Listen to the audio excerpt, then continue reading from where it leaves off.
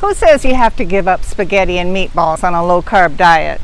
And who says low-carb eating needs to be bland or boring or difficult to make taste good anyway? Not me. I'm Dorothy, and I'm going to show you today how to make really easy spaghetti and meatballs. Most of it's pre-made. It's low-carb, and it tastes good. Most of my videos are cooking tutorials. Today, I wouldn't exactly call it a tutorial. It's more of a here's how to make something on a weeknight when you're really busy and you want spaghetti and meatballs that taste good.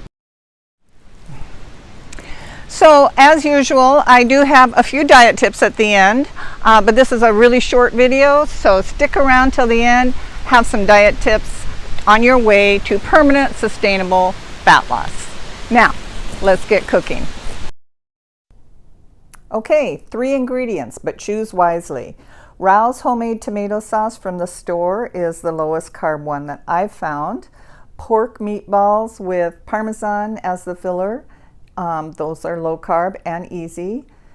Shirataki noodles are what I like with spaghetti and meatballs. There are other kinds of noodles that you can use. And there's a bunch of different brands of the Shirataki. So either use these or go for zucchini noodles or spaghetti squash. Okay, on to the quote-unquote cooking part. Dump your meatballs onto a sheet pan. I use parchment paper. You can also use foil if you don't like to wash the pan, or you can just use a regular pan. Into the oven at 375 for 20 minutes. If you don't like the smell of the Shirataki noodles, drain them and rinse them. It is off-putting to some people. And a jar of tomato sauce into the pot, or use your own. A brief note on lining the pan. I use parchment paper because I think it's more environmentally sound and it's really easy to toss when you get done. Aluminum foil, however, does work. Just make it easy.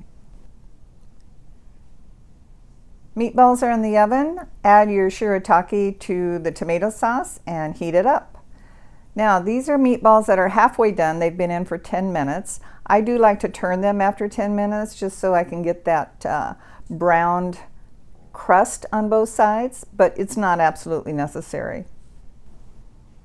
If you did turn them, put them back in the oven for 10 minutes, and while they're cooking, shave off some fresh Parmesan cheese.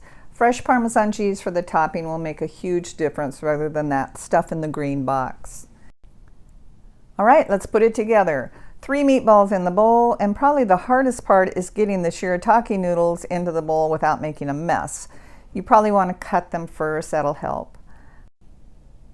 Okay, add the Rao's tomato sauce. If by chance you have access to fresh tomatoes this time of the year, check out the freezer tomato sauce listed at the end of the video. It's really good.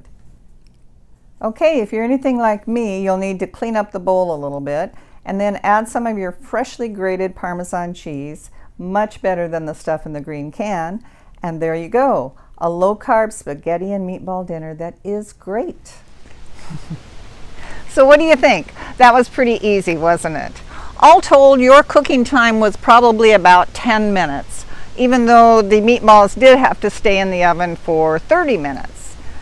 Not much that you have to do while they're cooking in the oven though. All right, so let's go on to the diet tips now. Okay, diet tip number 1, and this has to do with cheese. Cheese is usually allowed on keto and low carb diets because it doesn't have carbs, a lot of carbs, and it doesn't have sugar. It does have a lot of fat, however. So the thing to know about cheese is that it's very dense in calories. And some keto people will eat a lot of cheese because it's allowed, and they don't lose weight. Well, one of the reasons they don't is because their calories are just getting too high. Some cheeses are better than others, and the thing that I would say is look for hard aged cheeses. They have less lactose than any of the other kinds, and that's what Parmesan is. Parmesan is one of those cheeses that has very little lactose, and it's my go-to cheese. So just know your cheeses and and know the calorie count, because calories do count. Okay, tip number 2, and this is similar to the tip about cheese. It has to do with flour and sugar that people use to make baked goods on keto. It's very popular to use almond flour and sugar substitutes and make keto bombs and a lot of keto baked goods.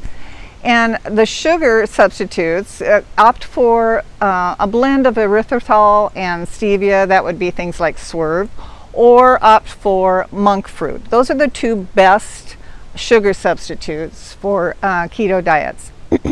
For the flour, this is where you can really get into trouble on low carb and keto baked goods. It takes an awful lot of almonds to make almond flour. So the calorie count and the density of calories is going to go up, even though you're still not using carbs and sugar. So again, just like the cheese, the flour and the cheese can be a problem if your goal is weight loss. So use them, but use them sparingly and know what you're using them for. Okay, time for that toast. Today I'm toasting with peach, ginger, rosemary shrub syrup and some bubbly water.